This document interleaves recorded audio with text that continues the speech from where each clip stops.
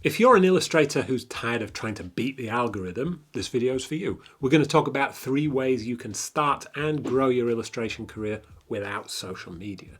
If you've watched my videos through 2025, you'll know I've been exploring how to grow on social media pretty thoroughly. I doubled my Instagram followers in 6 weeks, and I more than doubled my LinkedIn following in 1 month. I do believe that it can be a very useful tool for marketing yourself, but it's so much work to do it right. Simply posting your illustrations on Instagram just doesn't reach people like it used to. It's not enough. And that's a shame, but it's the way it is. If you really want to grow on social media, you have to become a content creator, which is a whole new set of skills to learn and to practice. And that takes time away from actually doing the important work of developing your illustration skills. And some people just don't want to use social media or don't want to be tied to it every day. I get that. It's exhausting trying to keep up with posting regularly and coming up with new engaging ideas. And I see a lot of artists making work specifically for social media growth instead of making work that appeals to clients, which is an easy trap to fall into. I put out a request to my newsletter subscribers recently to see what content I could make on this channel that would be useful. I got a few interesting topics. A lot of people want to hear about marketing more. To be honest, I feel like I've been talking about that quite a lot this year, but this question stuck out. How can I grow my illustration career without social media? Okay, I like a challenge. First of all, social media is just one of many ways you can get eyes on your work. It's also one of the cheapest. Any motivated student with big ideas and plenty of time on their hands can grow a following online and potentially turn it into a business. But if you don't have the time or the interest in being a content creator, there are probably better ways for you to approach it. Getting eyes on your work is the goal, but not just any eyes. You need the eyes of people who want to pay you to be an illustrator, whether that's clients for commissioned work or other people who might be interested in buying your product. With social media, the vast majority of your followers are never going to pay you anything. More followers don't equal money in your bank account, but it can be worth it because there's a small percentage of your followers who might hire you one day. You work in a visual media. People need to see it. If people don't see your work, they won't buy it or hire you because they don't know it exists. Social media is an easy, convenient way to let people know you exist, but it's not the only way. Imagine you just didn't need to think about social media anymore. You'd pick up your phone a lot less, you'd probably have much better mental health, and you'd have so much more time. We all have the same amount of time in a day, but some of us have more responsibilities and commitments than others.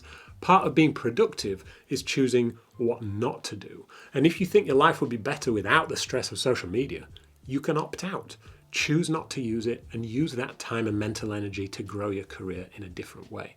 So here are 3 ways you can start and grow your illustration career without social media. Number 1 is direct outreach. You know this one, it's emailing clients directly. Nobody enjoys this part of the job, but it lets you choose who sees your work. You can bypass all those people on social media who won't ever pay you and introduce your work to people who might pay you, and it's free. For some people, investing time into social media is probably their way of avoiding this particular task because it can be fun and it feels productive, whereas email outreach is repetitive, dull, and can be pretty emotionally draining because you won't get a lot of replies.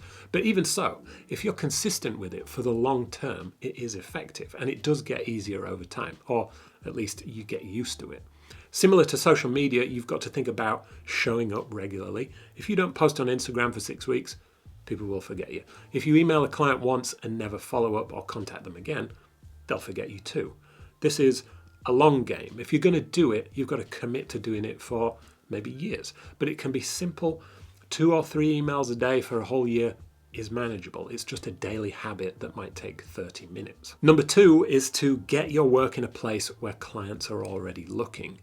If you know where clients or potential buyers are already looking for illustrators and you can get your work in that place, you're one step closer to building your career. So this is things like galleries, illustration agencies, portfolio platforms and online marketplaces, Pinterest, art fairs, the front page of Google search results. Social media is also on this list too, but there are plenty of other options. Let's talk about what you need for each of these.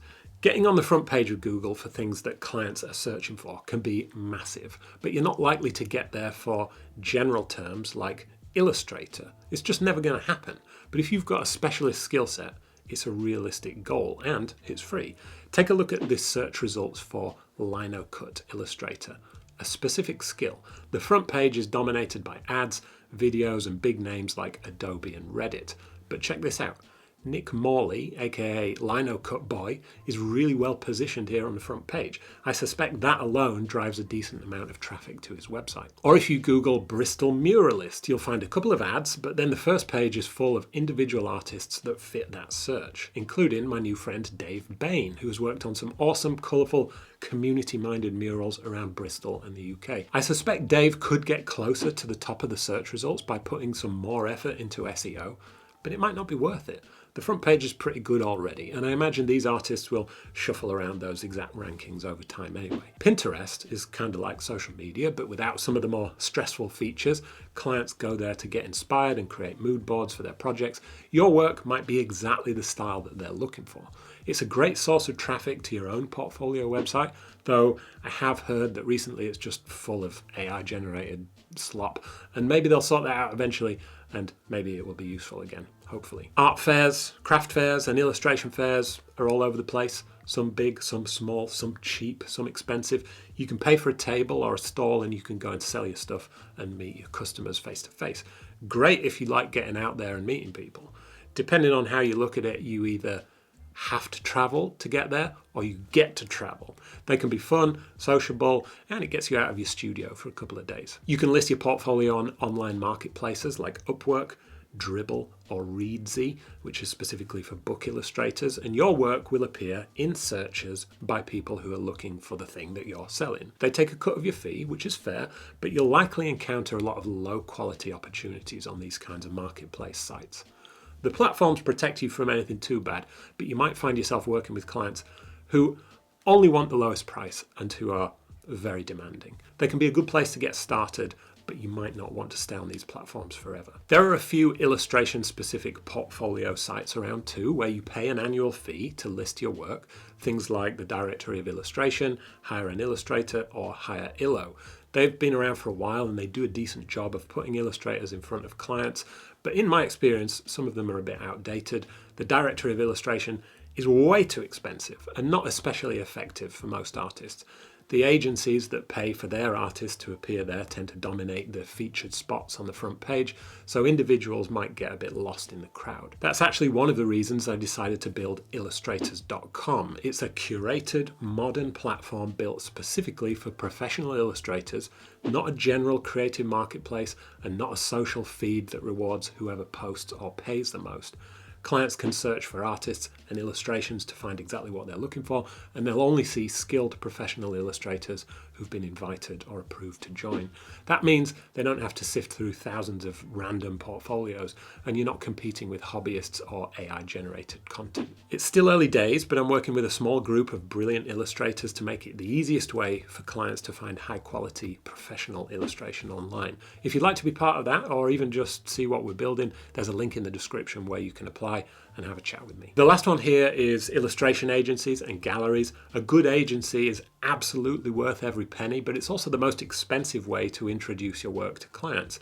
Agencies typically work on commission, taking around 25% to 35% of each project fee. If you earn $40,000 in a year, that's roughly $12,000 going to the agency, which sounds like a lot, but a good rep will more than make that back for you through stronger negotiation, repeat clients, and access to bigger and better opportunities.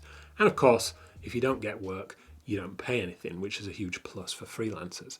It's not easy to get an agent though. They're selective for a reason. Galleries are more relevant for fine artists. I don't know the ins and outs of that world, but I've heard that galleries take up to 50% of any artwork sold through them.